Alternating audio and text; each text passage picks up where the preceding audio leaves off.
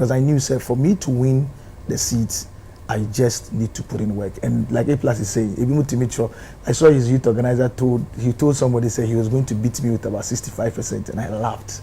And I said, you don't know Baba Sadiq, you don't know me. And I also, some of the things that I also realized a lot of the politicians do, which I think is a mistake for them, is that a free media entertainment industry, sometimes they tend to take us for granted. Don't wonder here, we are not serious people. You know, so we do okay, say I say media entertainment. Okay, say we music entertainment perfect. I just laugh at them. I'm like, even the media and entertainment industry, I was working in very, very serious positions. It is not just working, but at the point in time I was programs director at Viasat One. There was a management position, you know, and then even becoming a CEO, building a business from ground up.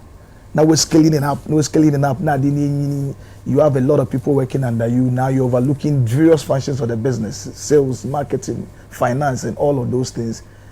It was just that you're operating in media entertainment, but essentially management principles is not different from the bank guy, the bank manager, who also rely on the salary. So that's some of the mistakes. And also, if we industry, because it connects to marketing and communications, and me personally have run major campaigns, like 3 nationwide campaigns.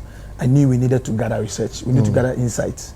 We need to understand what was going on, what was working right for him, what was working wrong for us, what was some of the mistakes. I had to sit with my former parliamentary candidates. I had to understand them very well. Where did you get it wrong? What are your regrets? Where did you think you got it right? I had to go back and find old chairman of the constituency. One of the chairman of the constituency that got us close to winning the seat when we were quite enough in 2008 was my closest advisor, Chairman Hamidu. Okay. Every little minute I rush to him. What do you see here and here? And he's got his ears on the guy. He's got everything around. Ask him, speak to him and say, look, this is the insight we are getting here. What do we do? How do we turn it around? The guy is strong here. The guy is strong here. The skirt and blouse situation doesn't look like it's changing here. What do we do? Let's say humble. No, I've never had, that's the other part about it. I've never been afraid. In who am more? But say, Oko Chairman, or say, Reverend Hamidu.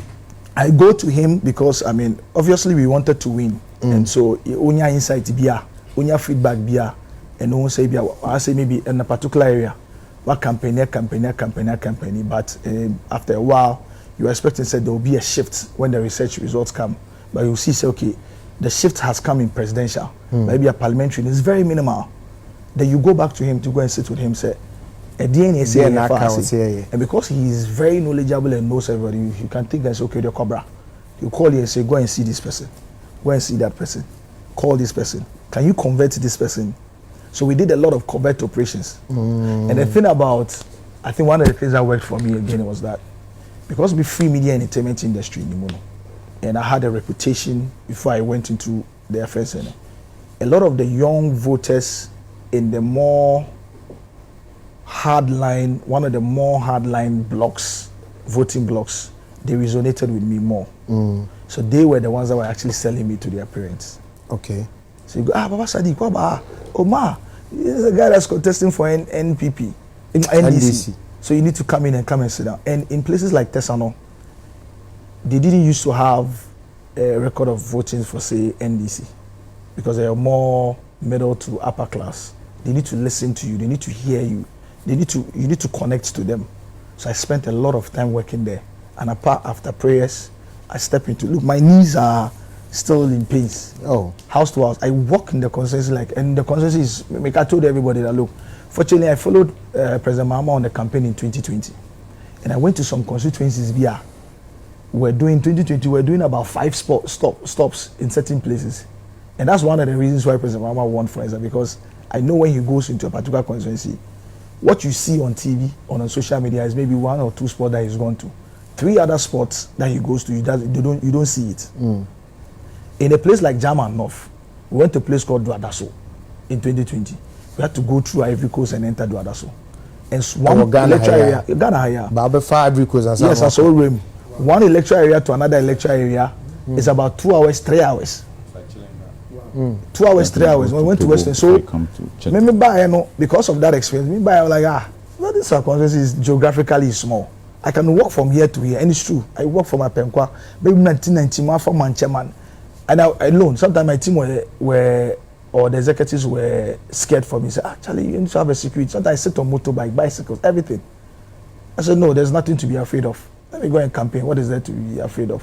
I am not the MP yet. Why should I be putting all this security and everything? Let me walk into their homes and just go and say hello.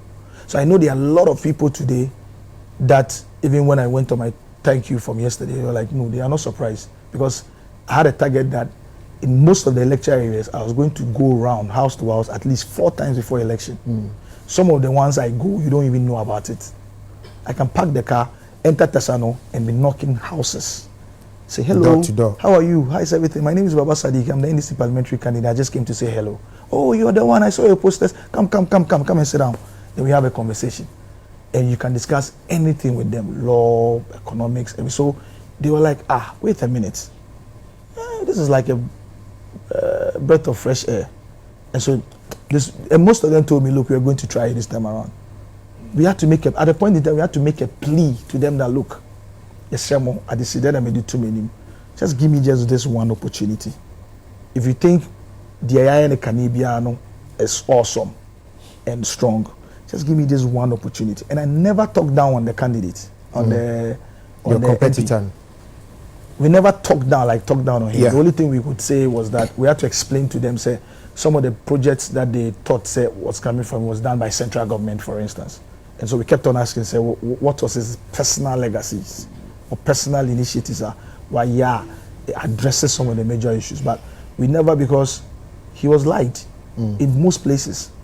And so the only way to the heart is, don't focus on him, focus on yourself. But we don't